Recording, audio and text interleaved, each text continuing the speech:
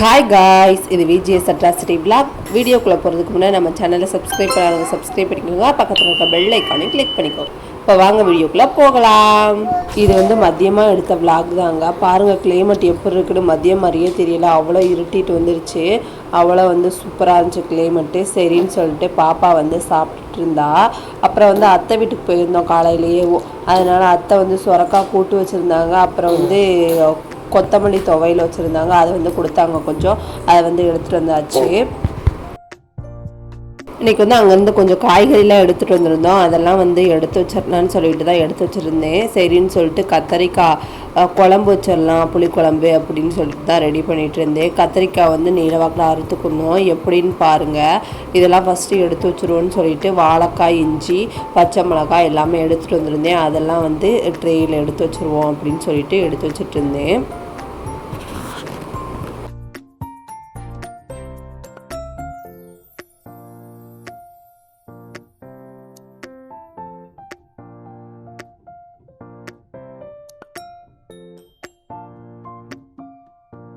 இப்போ கத்தரிக்காய் எப்படி அறுக்கணும்னு பாருங்கள். இப்படி நீள் நீளமாக அறுத்துக்கிறணும்.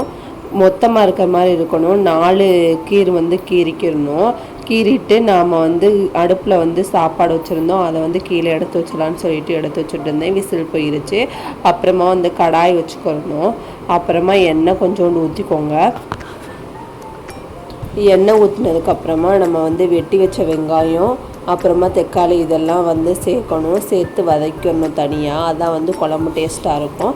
அதனால் இப்போ வெள்ளைப்பூடும் வெங்காயமும் போட்டு வதக்கிடலாம். வதங்கினதுக்கப்புறமா நம்ம தக்காளி ஆட் பண்ணி வதக்கிடலாம்.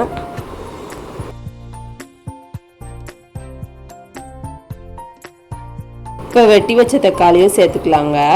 சேர்த்துட்டு நல்லா வதக்கணும்.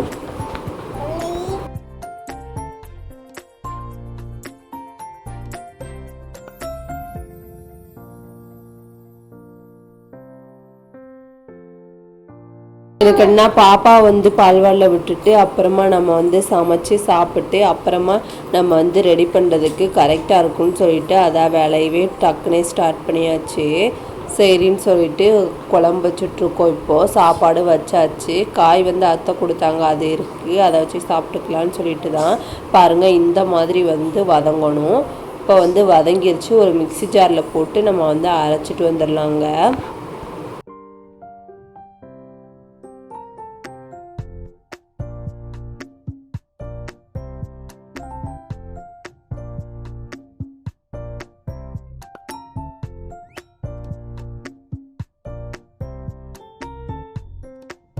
இப்போ ஒரு பாத்திரத்தில் எண்ணெய் ஊற்றிக்கணும்.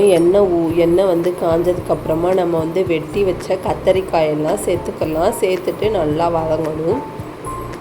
தேவையான அளவு நம்ம உப்பு இது கூட ஆட் பண்ணி நல்லா உப்பு பிடிக்கணும். அதுதான் காய் டேஸ்ட்டாக இருக்கும். இப்போ உப்பை ஆட் பண்ணிவிட்டு நல்லா கிண்டி விட்டுணும். இந்த மாதிரி சுருளை வதக்கணும். வதங்கினதுக்கப்புறமா நம்ம அரைச்சி வச்ச தக்காளி வெங்காயத்தை சேர்த்துக்கலாம்.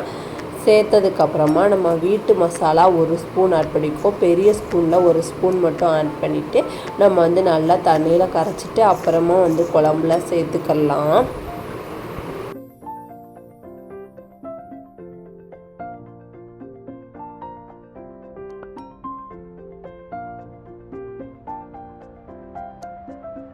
நம்ம மசாலா கூட அந்த குழம்பு கொதித்த உடனே நம்ம கரைச்சி வச்சுருக்க புளியையும் சேர்த்துக்கலாம். கொஞ்சம் நேரத்துக்கு முன்னாடியே நம்ம கரைச்சி வச்சாச்சு. அந்த புளியையும் நம்ம ஆட் பண்ணிக்கிடலாம். இப்போ புளியை கரைச்சி ஊற்றியாச்சு. இப்படி பாருங்கள் கொதிக்குது. நல்லா கொதிக்கணும். கொதித்து இந்த மாதிரி வற்றுனா கத்தரிக்காய் குழம்பு தயாராகிடும். நீங்கள் இது கூட தேங்காயும் அரைச்சி ஊற்றிக்கலாம். அப்புறமா ஒரு தோசைக்கு மாவு இருந்துச்சு. அதை ஊற்றிட்டு அப்புறமா கொத்தமல்லி துவையல் கொடுத்துருந்தாங்க இல்லையா, அதை மேலாக சூப்பராக அப்ளை பண்ணிவிட்டு அப்புறம் திரிப்புட்டு இந்த கத்தரிக்காய் குழம்பை வச்சு சாப்பிட்டா சூப்பராக இருந்துச்சு. நீங்களும் ட்ரை பண்ணி பாருங்கள். வீடியோ பிடிச்சிருந்தா லைக் பண்ணுங்கள், ஷேர் பண்ணுங்கள், கமெண்ட் பண்ணுங்கள். பாய்.